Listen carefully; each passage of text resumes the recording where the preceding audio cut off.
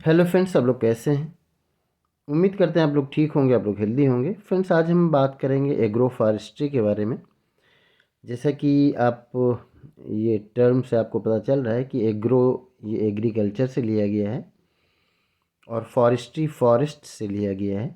तो agro forestry ये जो टर्म है ये कॉइन किया गया था 1970s के आसपास, जिसमें ये एग्रो फॉरेस्ट्री का मतलब निकाला जाता है कि जो लैंड एग्रीकल्चर के लायक है और जहाँ पर खेती हो रही है, जहाँ पर पहले से खेती की जा रही है, तो वहाँ पर भी हम कुछ प्लांट्स लगा सकते हैं जिससे हमारी खेती पर भी असर ना पड़े और हमारा जो इन्वायरमेंट है वो हेल्दी रहे और वो प्लांट्स भी हमारे यूज़ में आ जाएं जो हम फॉरेस्ट्री एग्रो फॉरेस्ट्री के तहत लगा रहे हैं।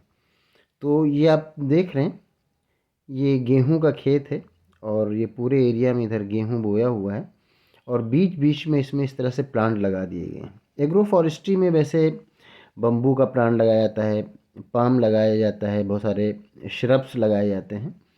तो ये एग्रो फॉरेस्ट्री में रिकमेंड किया जाता है लगाने के लिए। अब इनसे क्या होता है, यहाँ पर कुछ इस तरह के प्लांट्स लगाए जाते हैं जो बहुत ज़्यादा एरिया को भी ना कवर करें कि उसका शेडो, उसका साया जो है वो फसल को ख़राब करे और वो हमारे लिए कुछ जो वुड वगैरह है, टिम्बर वगैरह है, उससे हासिल हो सके। तो इस तरह के प्लांट्स लगाए जाते हैं।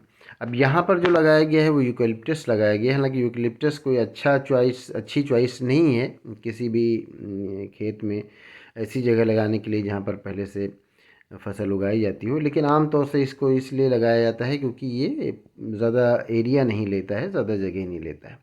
यहाँ पर हम बात कर रहे हैं एग्रो फॉरेस्ट्री की। तो एग्रो फॉरेस्ट्री यही होता है कि जो एग्रीकल्चर के लिए लैंड है उसमें जहाँ भी जगह बचती है और जहाँ भी ट्रीज़, प्लांट, श्रब्स वगैरह लगाए जा सकते हैं उनको लगाया जाए, तो इसी को एग्रो फॉरेस्ट्री कहा जाता है।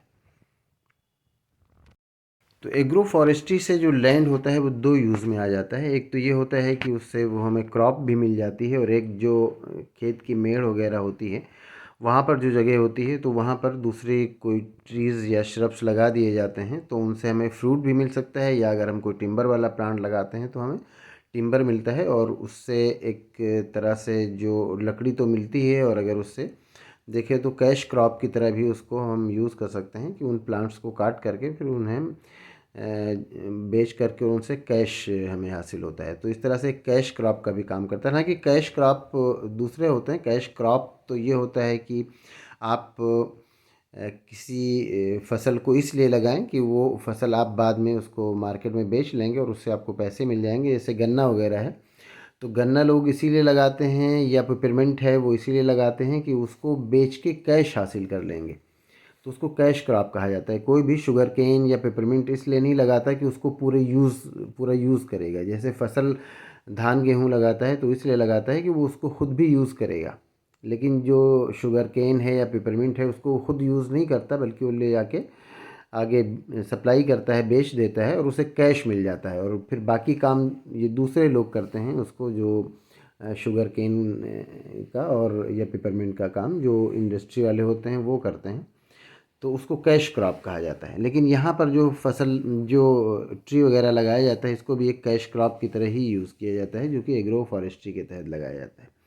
तो इससे एक तो इन्वायरमेंट भी हमारा हेल्दी रहता है और दूसरा ये रहता है कि उस जो जगह, खाली जगह है, उसमें कोई प्लांट लगा देते हैं तो उससे भी हमें उसका इकोनॉमिकली और हमें जो चीज़ की नीड होती है, एक तो इकोनॉमिकली हमारे लिए बेनिफिशियल होता है और जो चीज़ की नीड होती है, अगर कोई फ्रूट का प्लांट लगाते हैं तो फ्रूट मिलता है, टिम्बर का प्लांट लगाते हैं तो टिम्बर मिलता है। तो इस तरह से एग्रो फॉरेस्ट्री हमारे लिए एक काफ़ी यूज़फुल होती है और इसको काफ़ी अपनाया भी जाता है। जहाँ भी फार्मर्स हैं वो अपने खेतों में ये इस तरह से प्लांट लगाते हैं, इस तरह से ट्रीज़ या श्रब्स लगाते हैं। तो उम्मीद करते हैं ये वीडियो आपके लिए इन्फॉर्मेटिव होगी।